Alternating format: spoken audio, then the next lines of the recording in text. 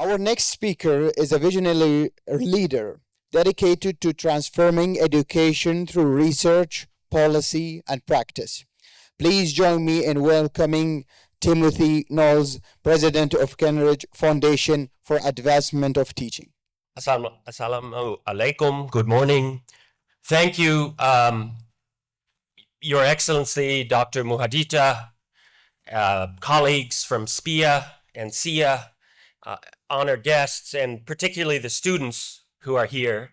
It's a great pleasure for me and the team from Carnegie to join you. Thank you. I have only 10 minutes until I ignite, so I'm going to get right to it. By 2030, 30% of our working hours could be automated by generative artificial intelligence. The labor market implications are staggering. According to economists from the IMF and the World Economic Forum, an estimated 60% of jobs will either be replaced or fundamentally altered by AI.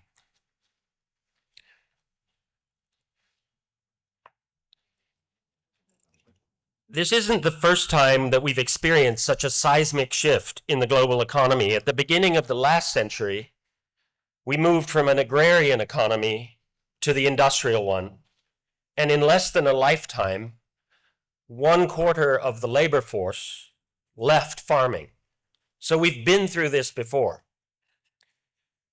Today, the world is transitioning to an AI-powered, skills-based economy, an extraordinary shift, some would argue, including people who were on this stage yesterday, humankind's biggest shift or transition yet.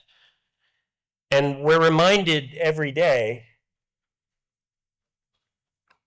that about the effects this shift is having on human beings and the critical nature of durable or 21st century skills. But for all the talk of a skills-based economy and the demand that's depicted on this slide, in the United States, sometimes I feel as though educators are in the wait-and-see mode, wondering what will happen, doing what we've always done, waiting for the other shoe to drop, waiting for the change to happen to us. So I want to suggest 3 big shifts that are necessary in the interest of time if we as educators and innovators are to meet the moment we're in. First, we must evolve from a singular focus on teaching students what to think, measured explicitly by the acquisition of disciplinary knowledge, and design schools that teach students how to think. Chief among these changes is to challenge the century-old concept of seat time that shapes nearly every aspect of schooling. There's widespread recognition that time spent at a desk or logged onto a digital platform are woefully inadequate proxies for learning. If young people are to acquire the knowledge and skills they need to thrive, we need legitimate competency, not time-based approaches to teaching, learning, and assessment. The good news is we don't have to look far to know what this looks like. In forward-leaning schools across the globe, in addition to academics, students are building drones, studying cybersecurity, creating and managing mutual funds, creating businesses, as we heard earlier, and earning credentials that open doors to real careers. At Carnegie, we've been partnered with innovators who are dreaming up and building much more complex learning experiences across the curriculum, including digital environments that mirror real-world scenarios. So today, students in biology classes can literally travel into a virtual double helix and manipulate the DNA themselves. The promise here is creating hands-on learning experiences that help students better navigate ambiguity, make sense of new kinds of evidence, leverage creativity, and pursue deeper levels of synthesis. Which brings me to the second big shift that we've heard a great deal about in the last 2 days. Educators must focus on skills for the future. Sharjah is ahead of this curve. We heard yesterday about the skills mandate from His Highness. At its heart, it's a mandate to ensure the young people of Sharjah are world ready. In the blue wheel in this slide are essential skills that are drawn from frameworks from communities across the globe. It includes skills like critical thinking, communication, collaboration, curiosity, leadership, work ethic. Why do these skills matter? We've heard so much about them. 3 reasons. First, as you know, these skills are in exceptionally high demand from employers. Second, they can't easily be replaced by machines.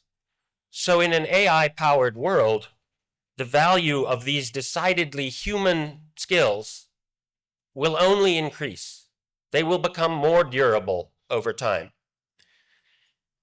And third, and perhaps most important, these skills are some of the most powerful predictors of success. On the right-hand side of this slide, you see that by developing these skills, young people are healthier, they live longer, have more success in school and work, and are more engaged in civic life.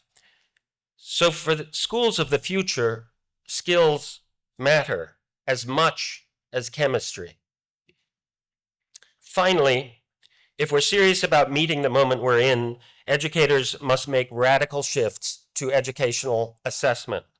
Of course, TIMSS and PISA still matter. We need global benchmarks, but we need very new kinds of tools to guide students and families and educators.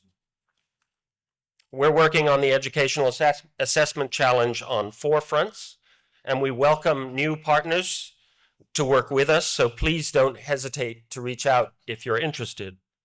We're building new kinds of tools powered by multimodal AI that don't look or feel anything like traditional assessments. They're highly interactive, they're gamified, and capture evidence of authentic student learning in real time, in and out of school. My benchmark for success in this work is to make educational assessment a source of joy and learning for students. I realize that's a high bar.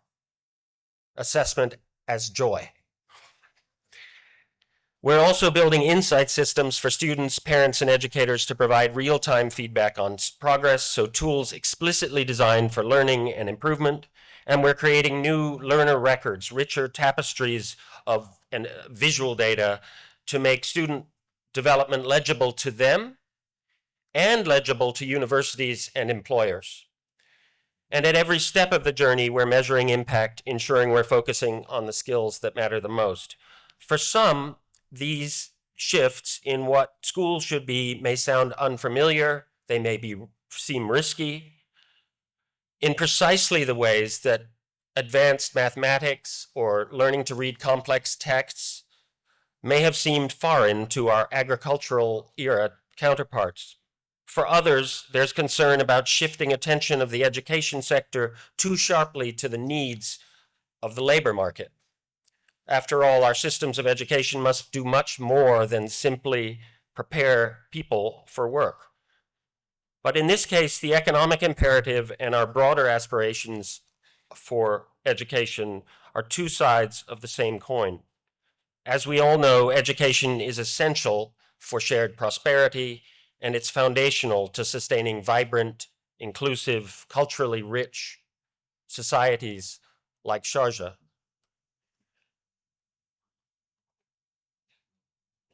We're at a genuine tipping point. Universal education has been a driver of economic prosperity over the last 100 years. It's time to reimagine our schools, created for a very different time, to meet the needs and aspirations of an entirely new one. Thank you very much.